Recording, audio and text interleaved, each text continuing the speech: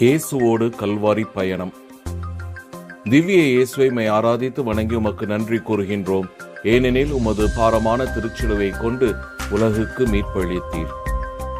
முதல் நிலை, அநியாயமாக தீர்ப்பிடப்பட்ட இயேசுவே, நாங்கள் பிறரை தீர்ப்பிடாமலும் பிறர் மீது வீண் பழி சுமத்தாமலும் அனைவரையும் அன்பு செய்து வாழ அருள் தாரும். ஆமென். இரண்டாம் நிலை, பாரமான சிலுவையை சுமந்த இயேசுவே, எங்கள் அன்றாட வாழ்வின் சுமைகளை சுமந்து உம்மை பின்பற்றவும் பிற சுமைகளை தாங்கவும் அருள் தாரும். ஆமென்.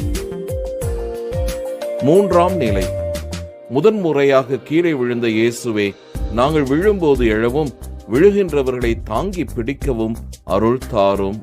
ஆமென். நான்காம் நிலை, தாயை சந்தித்து மனதில்